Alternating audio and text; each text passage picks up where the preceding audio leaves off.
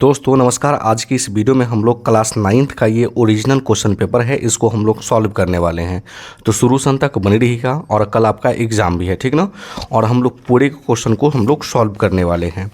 तो यहाँ से लेके वो आपको कह रहा है कि 1 से लेके 100 तक ऑब्जेक्टिव प्रश्न है, ठीक ना, जिसमें से कहने का मतलब आपको सिर्फ 50 के एग्जाम्पल मैंने उत्तर देना है। तो चलिए हम लोग पहला क्वेश्चन देखते हैं। पहला क्वेश्चन बोला है कि निम्नलिखित में से कौन सी अपरिमेय संख्या है। तो देखिए ये भी आपका परिमेय संख्या हो जाएगा, क्योंकि इसका 11 वर्ग हो जाएगा, इसका 17 वर्ग हो जाएगा और इसका शायद 14 वर्ग हो जाएगा, है ना। तो ये सब परिमेय संख्या है और ये आपका क्या है बाबू, सी जो ऑप्शन है आपका अपरिमेय संख्या है, ठीक ना। अगला प्रश्न है निम्नलिखित में से कौन सी परिमेय संख्या है। तो आपको बताना है। देखिए पाई एक अपरिमेय संख्या है, ये भी एक अपरिमेय संख्या है, ये भी अपरिमेय संख्या है और ये आपका परिमेय संख्या हो जाएगा, क्योंकि इसका वर्ग जो होता है बाबू 17 होता है। कोई दिक्कत नहीं। अगला प्रश्न है 0.59 पर रैकरिंग है, इसको भिन्न के रूप में आपको लिखना है। तो देखिए बाबू 0.59 पे दोनों पे रैकरिंग है। तो देखिए टोटल संख्या कितना है बाबू, 59 है और जितना जैगो संख्या पर रैकरिंग होता है उसके बटे में उतना 9 देते हैं हम लोग। तो देख लीजिए 59/99 होगा। कोई दिक्कत नहीं। तो बहुत ही अच्छी तरीके से सॉल्व कर लिया। अब चलिए हम लोग अगले प्रश्न को सॉल्व करते हैं। अगला प्रश्न बोल रहा है, चौथा प्रश्न, कि निम्नलिखित में से किस परिमेय संख्या का दशमलव प्रसार शांत होगा, ये आपको बताना है। तो देखिए बाबू आपका किसका शांत होगा। देखिए बाबू इसका भी आप निकालिएगा तो इसका भी अशांत होगा, इसका भी अशांत होगा, इसका भी अशांत होगा, और लेकिन इसका निकालिएगा तो शांत हो जाएगा, क्योंकि हम लोग जब 70 को सॉल्व करते हैं, है ना, जब 70 को सॉल्व कीजिएगा तो ये अशांत आएगा, ठीक ना। तो सी ऑप्शन आपका राइट हो जाएगा। आप देख लीजिए। और शांत का फार्मूला होता है P/2 के पावर n गुने 5 का पावर n। अगर इसके रूप में है तो शांत है, नहीं तो अशांत है। तो आपका ये क्या हो जाएगा बाबू, अशांत हो जाएगा। कोई दिक्कत यहाँ तक, कोई दिक्कत नहीं। अगला प्रश्न है पंचमा, कि संख्या √3 का मान निम्नलिखित में किसके बीच होगा। तो 1.732 होता है, लेकिन इतना के बीच में आएगा, ठीक ना। 1.73, 1 या 2 लिख सकते हैं आप, कोई दिक्कत नहीं है ना। चलिए √35 गुने √7 के बराबर है। देखिए √35 को आप क्या लिख सकते हैं, 7×5=35, ये सिर्फ इस प्रकार से लिख सकते हैं। और गुना क्या है आपका, √7 है। तो देखिए √7 गुने √7 7 आ जाएगा, और गुने क्या है आपका √5 है ना। तो क्या आ गया, 7√5 नहीं आ गया।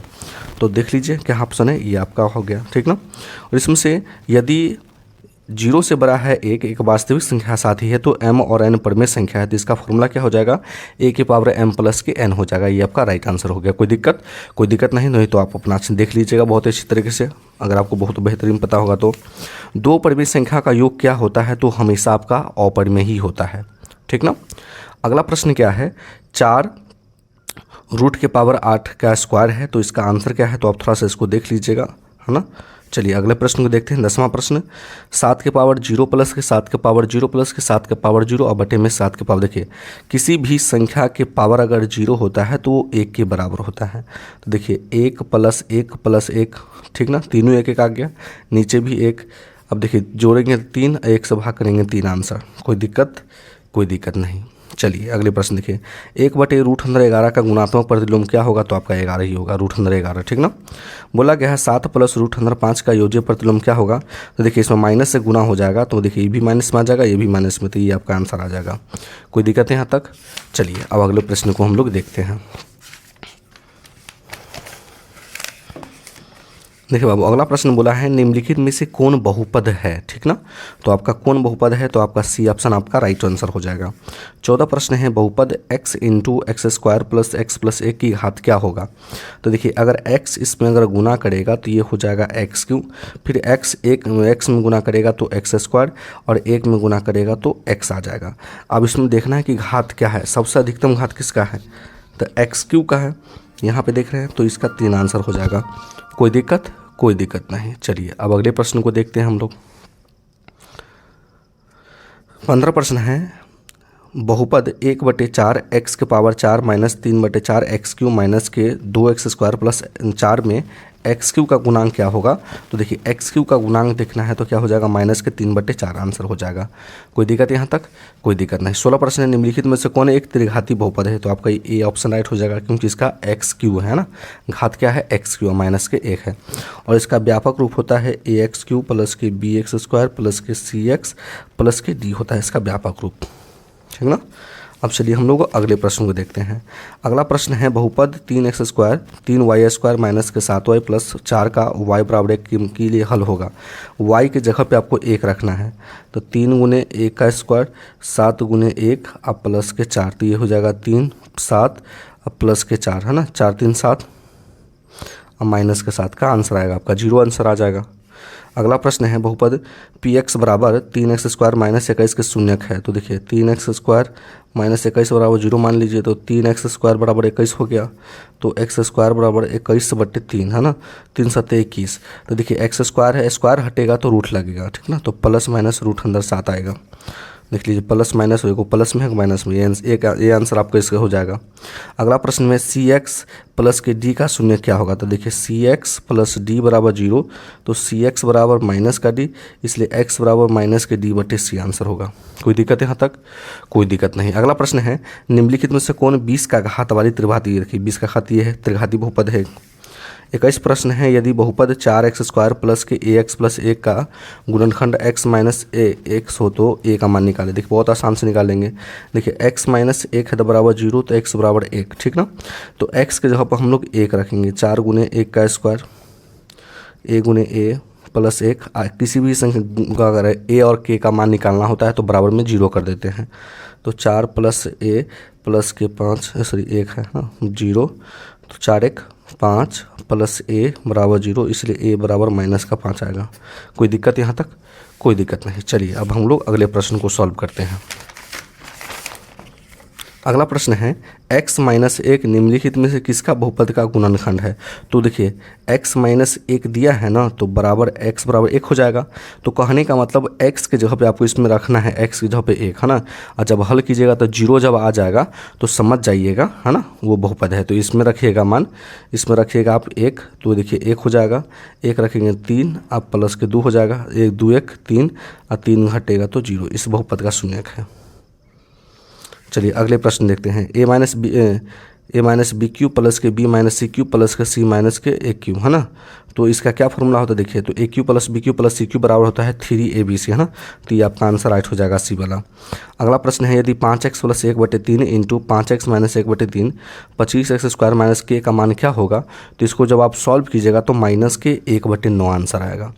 देखिए a plus B into A minus B है, तो देखिए ए स्क्वायर अब माइनस के क्या हो जाएगा ये बी स्क्वायर, अब बराबर के 25x स्क्वायर माइनस के के है, तो देखिए ऐसे ए कट जाएगा तो माइनस के 1/9 हो गया हुआ, ठीक, माइनस के 1/9 हो गया, बराबर क्या दिया है माइनस के दिया है, ठीक ना, तो माइनस क्या हो जाएगा प्लस, तो के बराबर 1/9 आंसर देख लीजिएगा है ना, 1/9 आंसर है, ठीक ना, कोई दिक्कत? कोई दिक्कत नहीं। अब चलिए अगले प्रश्न को देखते हैं।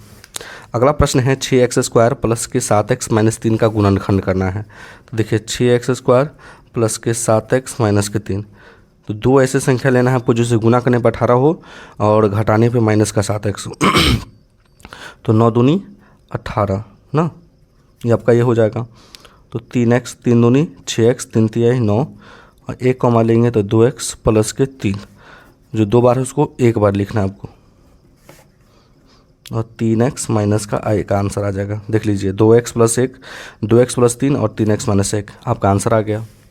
अगला प्रश्न है a प्लस 1/a बराबर 5, तो a स्क्वायर प्लस के 1/a स्क्वायर का मान निकालिए, तो देखिए दोनों कभी भी आप वर्ग कर दीजिए ऐसे कंडीशन में, ठीक ना, वर्ग कीजिएगा तो ये हो जाएगा a प्लस 1/a का होल स्क्वायर बराबर 25 का फिर होल स्क्वायर, तो ये हो जाएगा a स्क्वायर प्लस के 2a बी अब प्लस के क्या हो जाएगा बाबू बी स्क्वायर अब बराबर आपका 25 है। देखिए ए से ए कट गया तो क्या बचा ए स्क्वायर अब प्लस के 2 है का पास, ठीक ना, कोई दिक्कत है ना, 2 है अब प्लस के क्या है आपका ए स्क्वायर हो जाएगा अब बराबर 25, तो ए स्क्वायर प्लस के इसको हम आगे कर देते हैं, अब 25 में से 2 घट जाएगा, तो ए स्क्वायर प्लस के ए स्क्वायर बटे 23 आंसर आएगा इसका। देख लीजिए आपका 23 आंसर है, आप हल करके देख लीजिएगा बहुत अच्छी तरीके से, ठीक ना। अगला प्रश्न निम्नलिखित में से कौन सा 2 चरों में रैखिक समीकरण है, तो आपका ये आपका हो जाएगा, ठीक ना। निम्नलिखित में से कौन सा रैखिक समीकरण इतना का हल है, तो ये आप अपना देख लीजिएगा थोड़ा सा बना करके। समीकरण 2x प्लस के 3y बराबर माइनस 1 के हल है, तो क्या हो जाएंगे बाबू अपरिमित रूप से अनेक हल होगा। चलिए अब लोग हम अगले प्रश्न को देखते हैं। देख रहे हैं आपका ये ओरिजिनल प्रश्न पत्र है। कितना बच्चा बोलता रहता है कि सर फेक है, ऐसा नहीं है बाबू, ये आप है ना। चलिए 31 प्रश्न है, यदि x बराबर 0 और y बराबर 1 समीकरण x माइनस के 3y बराबर k का हल क्या होगा। देखिए x के जगह पर आपको 0 रखना है तो 0 हम रख दिए, y के जगह पे 1 रखना है तो 3 गुने y 1 बराबर 3 के दिया है, तो 0 माइनस के 3 बराबर 3 के, तो k बराबर होगा माइनस के 3/3, तो माइनस के 1 आंसर आएगा। हो गया। चलिए आगे यदि के एक्स प्लस के 2y माइनस 6 बराबर 0 का हल x बराबर 1 y बराबर 2 तो k का मान निकाले। x के जगह पे आपको 1 रखना है, ठीक ना। देखिए के एक्स है समीकरण प्लस के 2y माइनस के 6 और बराबर 0, x के जगह पे आपको 1 रखना है, ठीक। 2 गुने y के जगह पे 2 रखना है, माइनस के 6 है बराबर में 0 है, तो k प्लस 2 दूनी 4 माइनस 6 बराबर 0, तो k तो माइनस 2 बराबर 0, तो k बराबर आपका 2 आएगा। देख लीजिए 2 आंसर है। 33 प्रश्न है, निम्नलिखित में से कौन सी रेखा x अक्ष के समांतर है, तो आपका सी आंसर इसका राइट होगा। 34 है, निम्नलिखित में से कौन सी रेखा y इसके समांतर होगा, तो आपका बी वाला जो है बाबू आपका राइट आंसर हो जाएगा। कोई दिक्कत नहीं। चलिए हम लोग अगले प्रश्न को देखते हैं। 35 प्रश्न है, निम्नलिखित में से कौन सा बिंदु रैखिक समीकरण y बराबर x के आलेख होगा, तो इस क्वेश्चन को आप देख लीजिएगा थोड़ा सा, ठीक ना। चलिए 36 प्रश्न, x बराबर 1 y बराबर -3, तो निम्नलिखित में से किसका हल है, तो ये आपका b का हल हो जाएगा, ठीक ना। आप हल करके देख लीजिएगा। जब बराबर आ जाए या बराबर है ना, तो बराबर आ जाए, जब x बराबर, देखिए x बराबर 1 रखेंगे, x के देखिए x की जगह पे 1 रखेंगे, ठीक ना, और y की जगह पे -3 रखेंगे। अब बराबर क्या है आपका -5 है, तो 1 -6 बराबर -5, तो ये भी हो जाएगा -5 बराबर -5 बराबर आ गया ना, तो इसका हल हो जाएगा। यदि बिंदु 1,2 समीकरण रचनात्मक का आलेख परिस्थित है तो b का मान निकाले। x के जगह पे आपको यहाँ पे 1 रखना है, y के जगह पे आपको क्या रखना है बाबू, 2 रखना है, और प्लस के 6 है। इसको हल कीजिएगा तो b का मान आ जाएगा। देखिए 2 गुने 1 बराबर b गुने 2 और प्लस के 6, 2 एकम 2, 6 दूनी 12, नहीं सॉरी 6 दूनी b है ना, तो 2b हो जाएगा, 2b प्लस के 6, 2 में से 6 घटेगा, ये 2b है, माइनस के 4 2b, तो b बराबर -4/2, 2 दूनी 4, तो b बराबर -2 आंसर, ठीक ना। कोई दिक्कत नहीं। निर्देशांक अक्षों का प्रतिच्छेद बिंदु कहलाता है आपका मूल्य बिंदु। कोई दिक्कत यहाँ तक, कोई दिक्कत नहीं। चलिए अब हम लोग अगले प्रश्न को देखते हैं। अगला प्रश्न है, YH का समीकरण क्या कहलाएगा, तो y बराबर 0 कहलाएगा। बिंदु -8,17 की कोटि क्या है, देखिए पहले भुज होता है उसके बाद कोटि, तो कोटि 17 आंसर हो जाएगा। बिंदु 2,8 की x अक्ष से दूरी, तो x का मान क्या है आपका 2 है, तो 2 हाँ सॉरी x अक्ष से दूरी हो जाए, दूरी कहेगा तो आपका क्या हो जाएगा, आपका 8 आंसर आ जाएगा, ठीक ना। चलिए बिंदु -5, -7 किस चतुर्थांश में स्थित, देखिए दोनों माइनस है तो आपका तृतीय में होगा। बिंदु -3, -5 का y का निर्देशांक देखिए x का है, ये y का, तो y का -5 हो जाएगा। निम्नलिखित में से कौन सा बिंदु तृतीय चतुर्थांश में स्थित है, तो ये वाला दोनों, तृतीय में क्या होता है, माइनस माइनस होता है। अब चलिए हम लोग अगले प्रश्न को देखते हैं। अगला प्रश्न है, चतुर्थांश में बिंदु x और y की प्रकृति होती है, तो 0 से बड़ा और y से भी बड़ा, ठीक ना। चलिए अगला देखिए, बिंदु 6,13 से y अक्ष पर डाले गए लंब की लंबाई क्या होगा, तो 13 होगा। x अक्ष पर स्थित किसी बिंदु के निर्देशांक का रूप होता है तो x,0 होता है। निम्नलिखित में से किसकी प्रकृति विकर्ण के बराबर होती है, तो आयत का होता है। किसी सतह के आयामों की संख्या कितनी होती है, तो बाबू आपका 3 होता है, ठीक ना। चलिए आयामों की संख्या, ठीक ना, 3 होता है। अगला देखिए, आगे प्रश्न बोला गया है कि एक न्यून कोण का पूरा कोण होगा तो अधिक कोण होगा, वह कोण जिसका माप 180 डिग्री खुलाता है तो क्या होगा आपका बाबू, समकोण हो जाएगा, ठीक ना। आगे प्रश्न है, निम्नलिखित में कोण बराबर होते हैं, तो आपका न्यून कोण के कोण जो होते बराबर होते हैं। 59 डिग्री के कोण को हम लोग क्या करेंगे, हम लोग देखिए बाबू 59 डिग्री के कोण को पूरा कोण होगा तो क्या हो जाएगा आपका 31 डिग्री आ जाएगा। हल की जगह 90 में से देख लीजिए यहाँ पे घटा चुके हैं, पूरा कोण को 90 में से, और संपूरक बोलेगा तो 180 में से घटा दीजिए, आंसर आ जाएगा, ठीक ना। तो इसको 180 में डिग्री में से घटाएंगे और इसको 90 डिग्री में से घटाएंगे। कोई दिक्कत नहीं। अगला प्रश्न देखिए, अगला प्रश्न बोला है, त्रिभुज के तीनों कोणों का योगफल कितना होता है, तो बाबू 180 डिग्री होता है। यदि एक कोण अपने पूरा कोण का 2 गुना हो तो उसकी माप कितना होगा बाबू, तो 90 डिग्री ही होगा। त्रिभुज ABC में यदि ए कोण 51 डिग्री है, सी कोण 67 डिग्री, तो बी का निकालना है तो आपको 62 आएगा। देखिए दोनों को जोड़ दीजिएगा और 180 डिग्री में से दोनों में को घटा दीजिएगा, आंसर आ जाएगा। कोई दिक्कत नहीं। तो आप इतना ही तक आपको, क्योंकि 85 क्वेश्चन बनाना था, जो कि हम 57 क्वेश्चन आपको बना दिए हैं। कोई दिक्कत? तो आई होप कि ये प्रश्न आपको समझ में आ गया होगा। तो अगर आप मेरे चैनल पर नए हैं तो वीडियो को लाइक कर दीजिएगा और चैनल को जरूर सब्सक्राइब कर दीजिएगा। वीडियो देखने के लिए बहुत बहुत धन्यवाद।